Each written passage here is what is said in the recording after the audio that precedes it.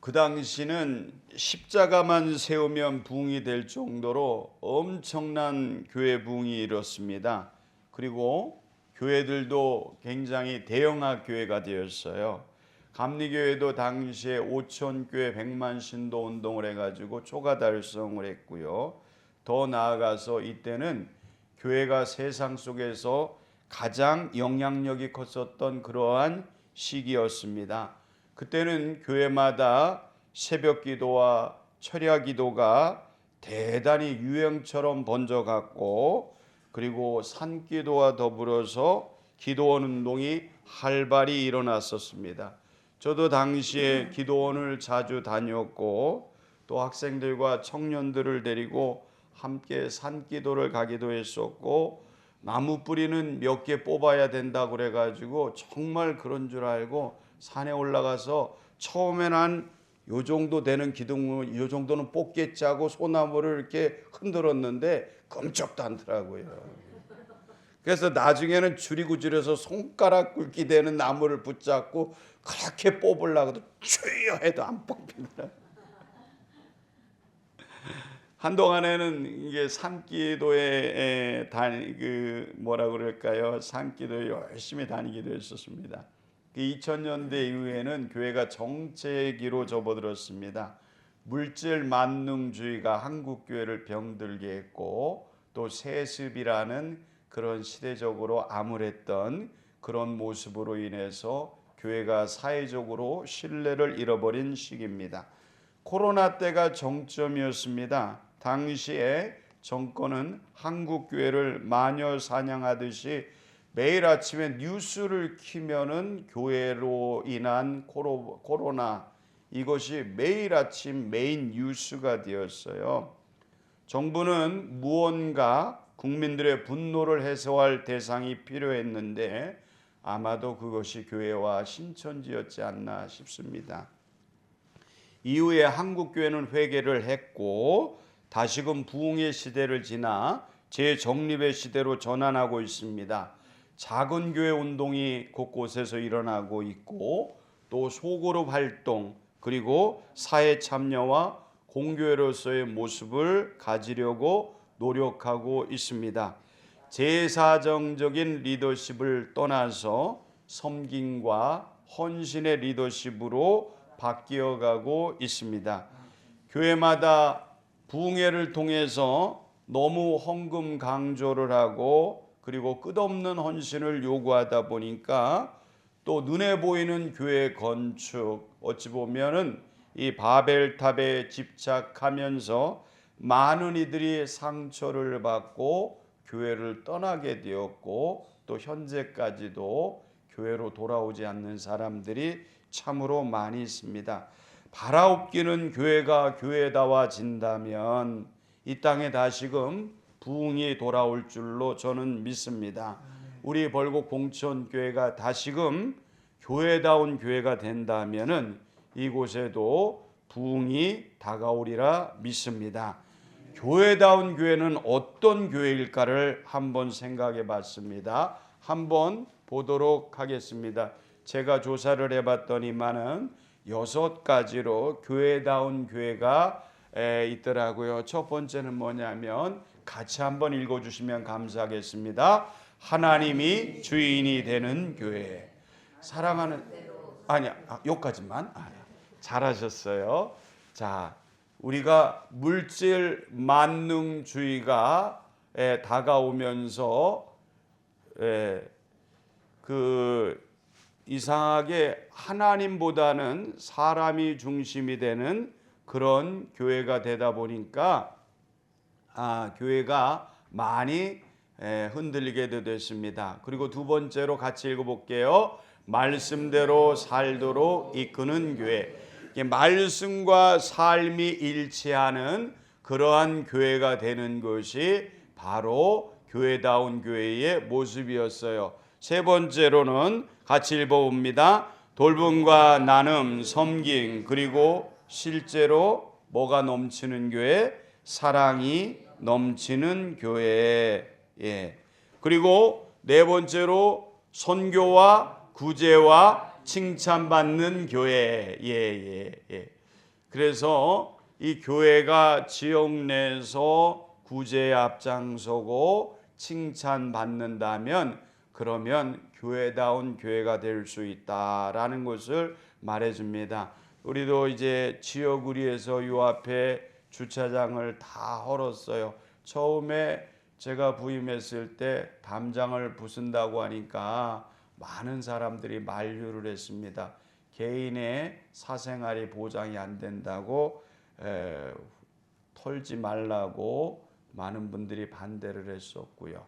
그래서 이제 그렇지만 이 교회가 어찌됐든 지역 내에서 필요하고 지역에서 뭔가 소중한 교회라는 그러한 것을 하기 위해서는 아내가 조금 힘들어해도 그렇게 해야 되겠다고 제가 싸워서 이겼어요. 그래가지고 그렇게 해서 이제 다 털게 됐습니다.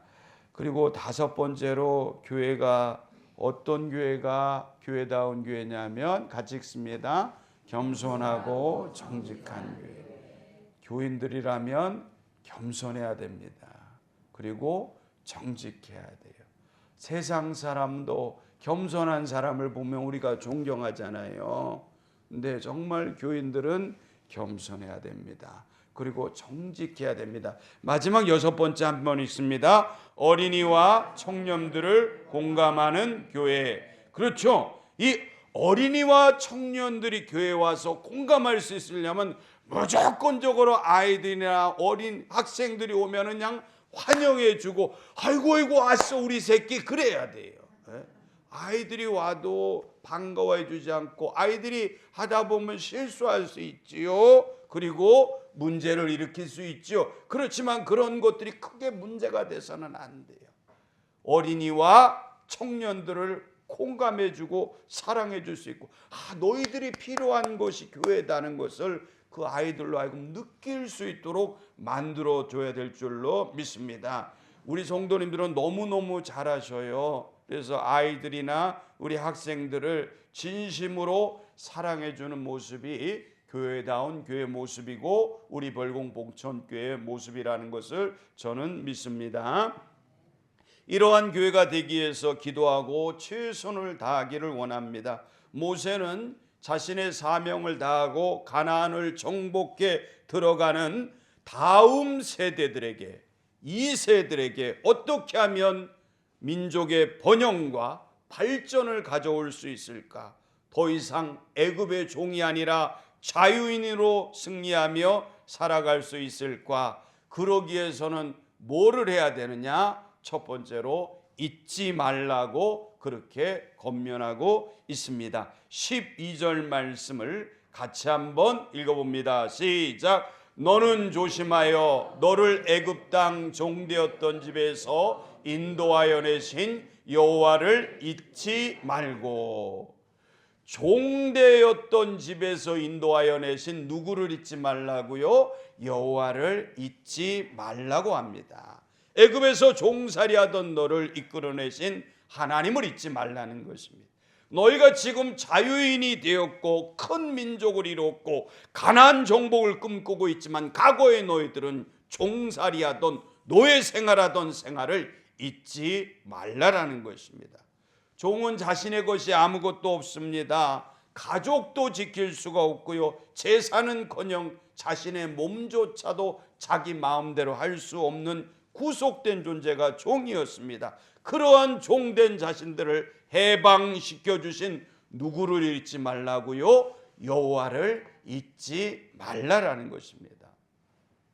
5월 첫 주에 우리 교회에 이제 부흥성회를 집회를 인도하러 오실 김종훈 목사님은 제가 전도사로 처음 부산에 내려갔을 때 그 지방에서는 가장 큰 교회를 목회하셨던 목사님이세요. 사모님은 장애를 가지고 있습니다.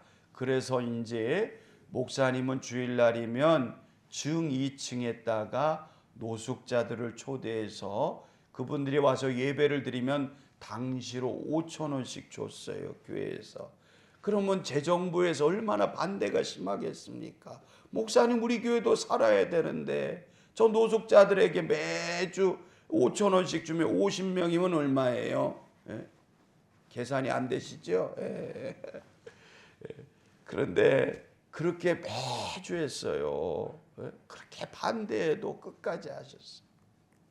그리고 그 당시에 연회가 열리면 마산이나 아니면 익산이나 아니면 대구 쪽으로 가야만 했어요. 보통 가면 2박 3일 먹고 자는 문제가 사실 굉장히 큰 문제 중에 하나입니다.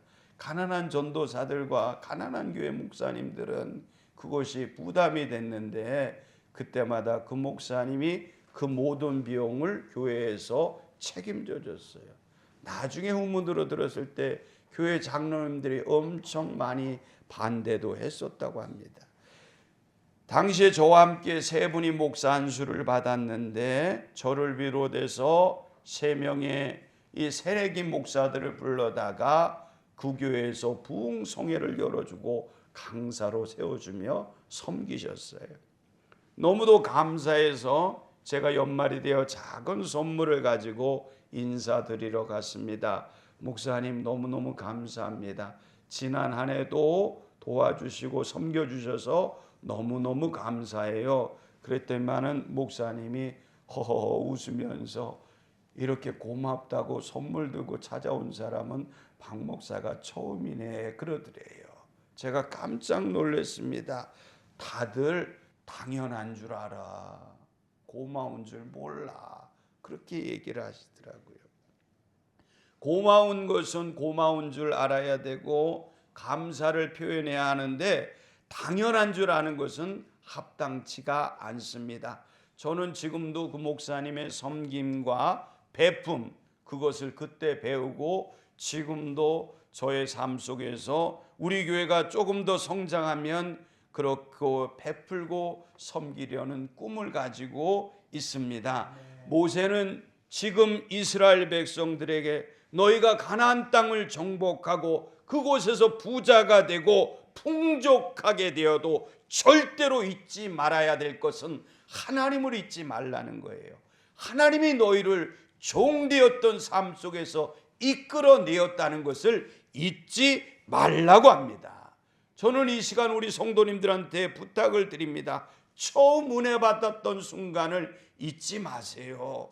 내가 너무 힘들고 고통스러울 때 하나님이 나를 찾아와 주셨고 눈물과 통곡 속에 만나 주신 하나님의 은혜를 잊지 마시기를 바랍니다.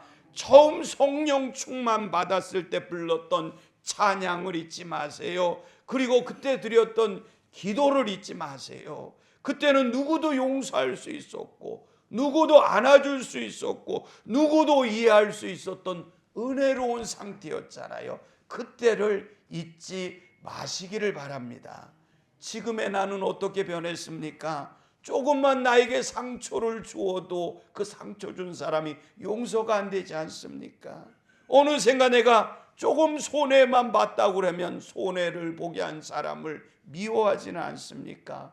혹시나 나의 신앙의 잣대로 상대방들을 평가하고 야단하는 바리새인의 모습은 되어 있지 않습니까?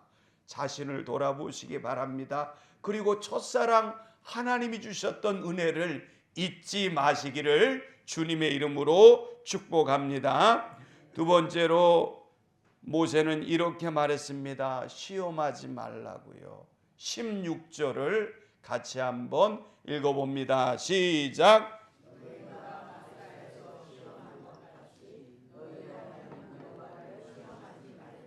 예, 하나님을 시험하지 말라고 그랬어요. 이스라엘 백성들을 출애굽시킨 하나님은 뒤에는 애굽 군대가 병거 타고 쫓아오고요. 이스라엘 백성들 앞에는 홍해바다가 넘실되었습니다.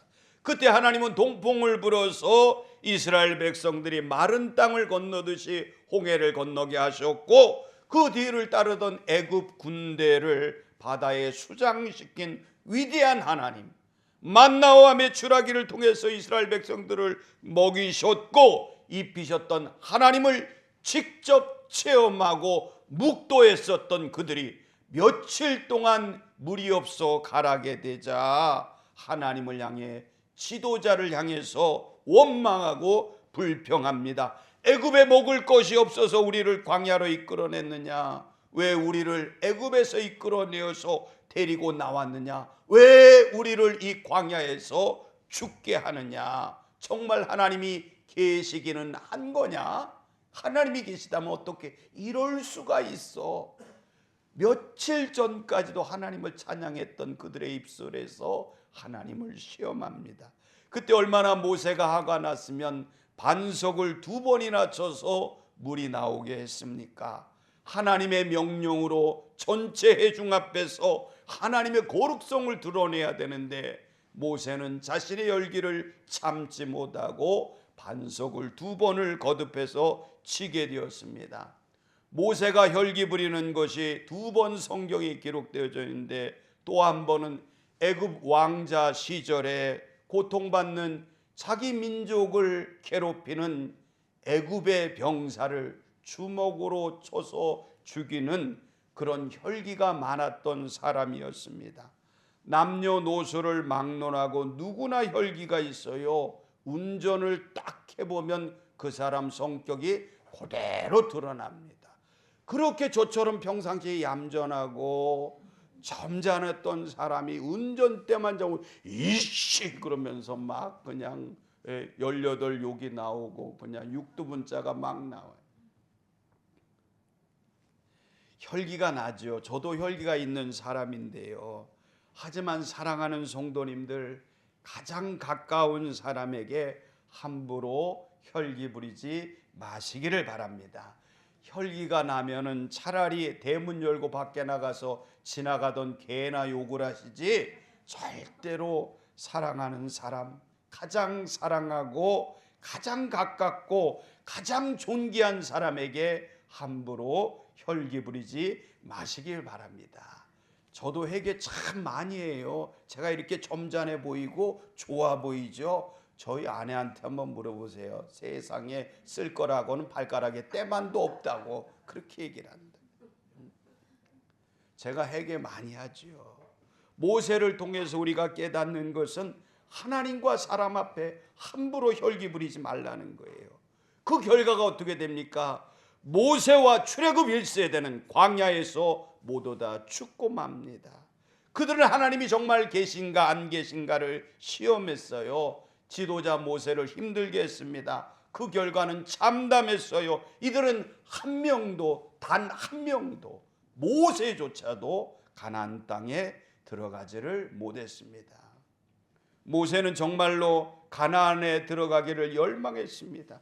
요단 저평 아름다운 땅, 아름다운 가나안 레바논을 내가 보게 해달라고 간구했지만 하나님의 응답은 냉정했습니다. 그만해도 족하니 이 일로 다시는 내게 말하지 말라고 하나님은 말씀을 했어요. 사랑하는 성도님들, 하나님을 시험하면 가나안에 못 들어갑니다. 이 말을 역으로 말하면 우리가 하나님의 은혜를 감사하지 못하고 불평분만하고 원망하고 저주한다면, 정말 하나님 계신가요 하면서 시험한다면 천국 백성이 될 수 없습니다. 노아의 방주라는 영화를 보게 되면 셈과 함과 야벳이라는 세 아들이 나옵니다. 셈은 큰아들로 26개 민족 이스라엘의 조상이 되었고요. 야벳은 14민족 유럽의 조상이 되었습니다. 둘째 함도 30개의 민족 이집트, 가나안, 아프리칸의 조상이 되었습니다. 셈과 야벳은 아버지 노아의 뜻을 따라서 순종과 헌신 그리고 철저한 예배자의 삶을 살았습니다. 반면 함은 늘상 아버지를 적대했어요. 아버지 노아의 헌신으로 새로운 인류의 조상이 되었지만 술 취하여 발가벗고 누워있는 아버지의 치부를 모두에게 알리고 조롱했습니다. 반면 셈과 야벳은 뒷걸음으로 아버지의 치부를 가리었습니다. 그 결과는 놀랐습니다. 함은 셈과 야벳을 섬기는 노예의 삶을 살게 되었고, 함은 바벨탑을 건설하는 끝까지 하나님을 대적하는 불신앙의 대명사가 되었습니다. 사랑하는 성도님들, 삶 속에서 불평이 많고 원망이 많고 욕심이 많은 사람들은 함의 자손이라고 말하고 싶습니다. 혹시 주변에 불평 많고 원망 많은 사람들이 있나 한번 보셔요. 주변에 없지요? 예. 그런 분들은 아마도 이 자리에 없을 것입니다.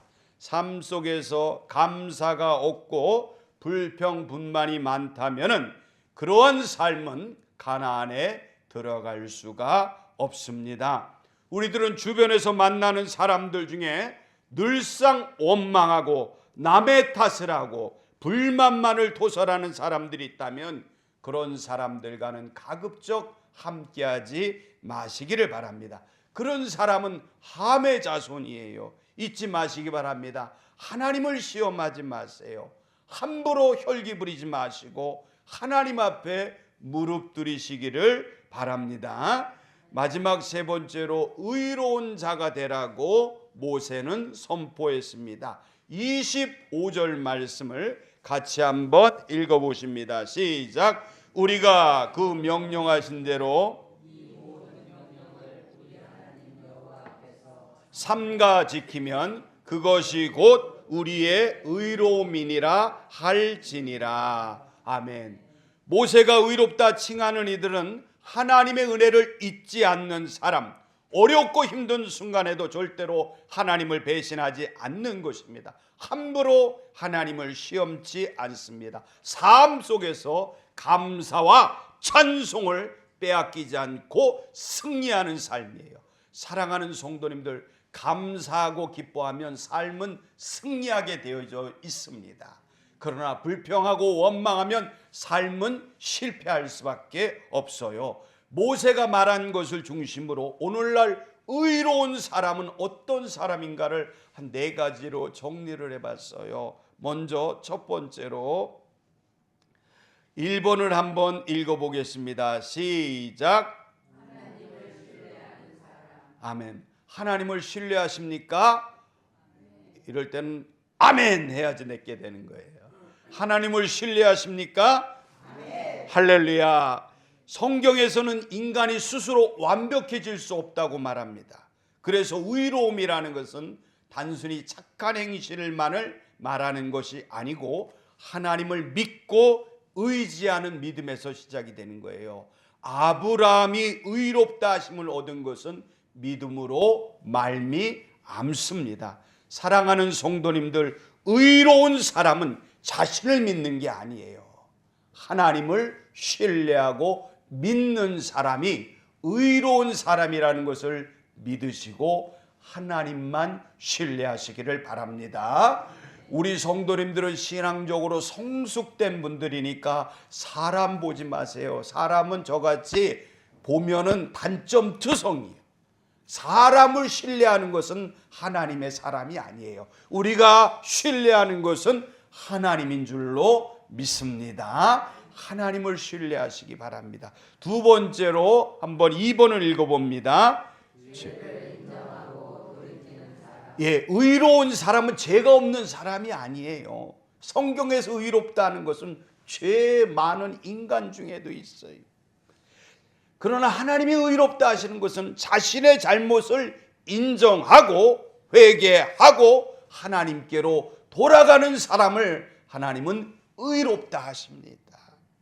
다윗도 큰 죄를 지었어요. 그렇지만 진심으로 하나님 앞에 금식하며 회개했기 때문에 하나님께서는 하나님 마음에 합한 종이라는 놀라운 칭찬을 줬잖아요.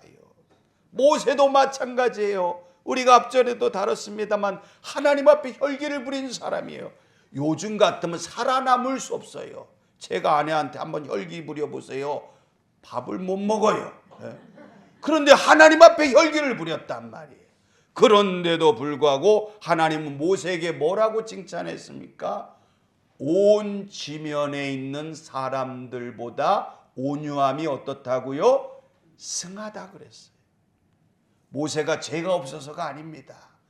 자신의 죄를 철저하게 회개하고 하나님 앞에 돌이키는 사람이었기 때문에 하나님 앞에 의롭다 인정을 받은 줄로 믿습니다. 세 번째로 의로운 사람은 어떤 사람이냐면 하나님의 뜻대로 살려고 노력하는 사람. 하나님의 말씀대로 살려고 최선을 다하는 사람이에요. 의로운 사람은 완벽하지는 않지만 하나님의 말씀을 따라 살려고 지속적으로 노력합니다. 정직하려고 했어요. 그리고 사랑하려고 했습니다. 겸손하려고 애쓰고 용서하려고 자기의 가슴을 칩니다. 하나님의 뜻대로 말씀대로 살려고 노력하는 사람이 하나님 앞에 의로운 자로 설 줄로 믿습니다. 마지막 네 번째로 기독교의 핵심입니다. 이것이 우리 기독교의 핵심이에요. 4번을 같이 읽습니다. 의롭다함을 받은 사람, 예수 그리스도를 믿음으로 말미암아 의롭다함을 받은 사람을 말합니다. 이게 기독교의 핵심이에요. 우리의 힘으로도 아니고 우리의 능력으로도 아니고 믿음으로 의롭다 하심을 받는 것입니다. 바울이 얘기했습니다. 오직 의인은 뭐로 산다고요? 믿음으로 말미암아 살리라 그랬어요. 믿음으로 의롭다함을 받는 거예요. 행위로 의롭다함을 받을 수 없어요. 믿음으로 말미암아 의롭다 하심을 받은 존재들이 바로 저와 우리 성도님들인 줄로 믿습니다. 믿음이 이기는 줄로 믿습니다. 우리의 공로가 아니에요. 예수 그리스도의 은혜로 말미암아 믿음으로 우리는 의롭다함을 받습니다. 그러므로 사랑하는 성도님들, 하나님을 신뢰하세요. 그리고 죄에서는 돌아서십시오. 말씀대로 살려고 노력하시고 철저하게 의로운 하나님의 믿음의 사람들 되시기를 원합니다. 말씀을 종결 짓습니다. 하나님을 우리 삶 속에서 인정하십시오. 그리고 하나님의 은혜를 잊지 마십시오.